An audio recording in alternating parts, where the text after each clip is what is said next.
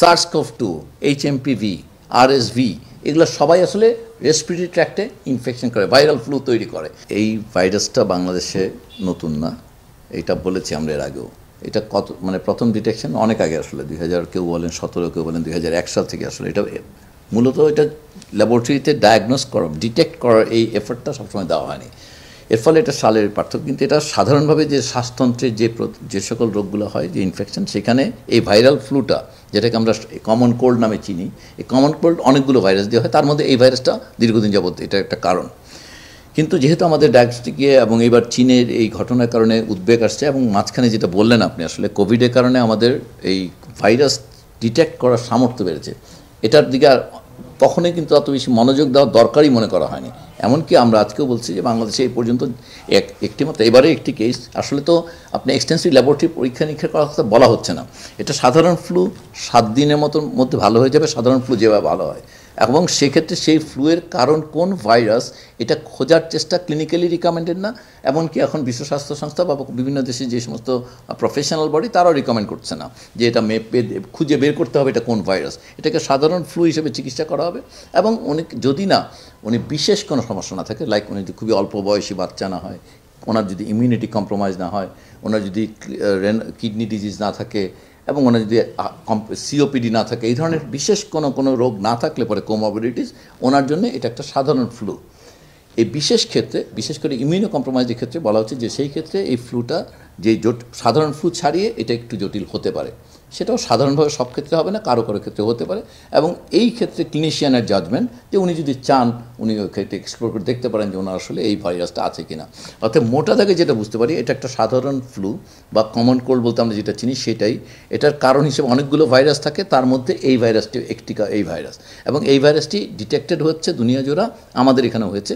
এটা দীর্ঘদিন যাবত এই অঞ্চলে ছিল। এইটা কখনোই এখন পর্যন্ত বলা হচ্ছে না যে এটা দিয়ে গুরুতর কোনো শ্বাসতন্ত্রের বা গুরুতর কোনো জীবন হানিকর বা ঝুঁকিপূর্ণ কোনো রোগ তৈরি হয়।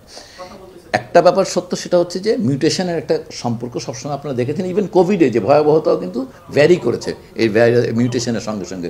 অর্থাৎ ভাইরাস একটা সার্কুলেশনে যখন থাকে, মিউটেশনের সম্ভাবনাটা থাকবে। সো এটা একটা সার্ভেলেন্স সিস্টেমের আওতায় আছে। এখন পর্যন্ত বিশ্ব স্বাস্থ্য সংস্থা বা কোনো রেগুলেটর যেহেতু অ্যালার্ম জেনারেট করেনি, আমাদের সামর্থ্য আছে, আমাদের ল্যাবরেটরির সামর্থ্য আছে। আপনারা জানেনই, কারণ কোভিড মোকাবেলা করতে গিয়ে আমাদের যে ল্যাবরেটরির সামর্থ্য আছে, সেটা আমরা যখন চাইবো তখনই আমরা এটা ব্যবহার করতে পারবো। কারণ যেই পরীক্ষা নিরীক্ষার মধ্য দিয়ে ভাইরাসকে আলাদা করা লাগে সেটুকু আমরা করতে পারি। অর্থাৎ এই মুহূর্তে সাধারণ মানুষের জন্য বার্তাটা হচ্ছে, কোনো রকম আতঙ্কিত হওয়ার মতো কোনো পরিস্থিতি তৈরি হয়নি। একেবারে চিকিৎসকের সাধারণভাবে একটি ফ্লু যেভাবে চিকিৎসা করেন সেভাবে চিকিৎসকরা করবেন। আপনারা এটা সাধারণ যে রোগ, জ্বর কমানো এবং অন্যান্য পরামর্শগুলো মেনে চলবেন। একটু পানি বেশি খাবেন, পুষ্টিকর খাবার দাবার খাবেন। এর বাইরে এই পার্টিকুলার ভাইরাসের বাংলাদেশে উপস্থিতি নিয়ে সাধারণ মানুষের আতঙ্কিত হওয়ার মতন কোনো পরিস্থিতি তৈরি হয়। কিন্তু আইডিসিআর যেটি বলেছেন যে একবারে কোভিড-19 এর মতোই স্বাস্থ্যবিধি মেনে চলতে হবে, তাহলে তো একটু ভয়ের ব্যাপার, মানে এটা হুলস্থুল পড়ে যাবে। আমরা স্পষ্ট বলতে চাই যে স্বাস্থ্যবিধি বলতে রেসপিরেটরি হাইজিন বলা হয়। সেটা আপনারা খেয়াল করবেন। এটা কেন বলেছিল, প্রথম দিকে কিন্তু বলা হয়েছিল যে এইটা কেসের সংখ্যা বেড়েছে, চীন বলেছিল অ্যাপারেন্টলি। পরে কিন্তু এটা স্পষ্ট করা হয়েছে যেটা আসলে এভাবে বাড়েনি। কারণ মূল ব্যাপারটা হচ্ছে যে কোভিডের কারণে মানুষ স্বাস্থ্যবিধি মেনে চলছিলেন, অতএব তখন কিন্তু রেসপিরেটরি যেহেতু মাস্ক করছিলেন, ওনারা দূরত্ব বজায় রাখছিলেন, অতএব এটা কেসের সংখ্যা কমে গেছিলো। সো আবার যখন আপনি মাস্ক খুলে সাধারণ চলাফেরা করছেন, সো আবার সে আগের মতো কেস কিছুটা বেড়ে গেছে। কিন্তু কোনো মতেই সেটা HMPVর সঙ্গে সম্পর্কিত করা ঠিক হবে না। এটা হচ্ছে একটা সাধারণভাবে আমরা কিছু স্বাস্থ্য মাস্ক করে চলছিল, দূরত্ব বজায় রেখে চলছিল, হাত ধুচ্ছিলেন, এই 3টা কাজ করতেছিলেন, সেই কারণে রোগের সংখ্যার কমে আসছিল।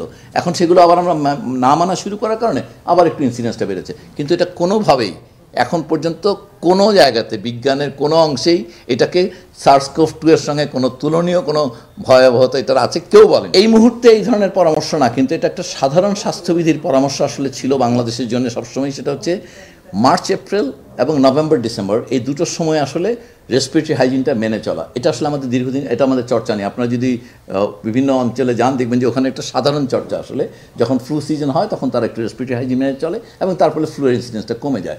অনেক দেশে এইটার কারণে ফ্লু ভ্যাকসিনও নেয় তারা আসলে। কিন্তু এটা একটা সাধারণ হাইজিন আসলে, যেটা বলছি আমরা পরামর্শ আকারে আমরা দিচ্ছি না। কিন্তু যারা একটু ঝুঁকিপূর্ণ, আমরা যে একটু আগে যে বললাম সেই সমস্ত ঝুঁকি যাদের আছে, তারা মাস্ক করে চলা, এটা মানে তাদের জন্য এটা পরামর্শ না বললেও তারা এটা চললে ভালো হবে। যারা অতিরিক্ত ঝুঁকির মধ্যে আছে, সাধারণ মানুষের জন্য এখনও মাস্ক পরে চলার কোনো পরামর্শ আমরা দিই না।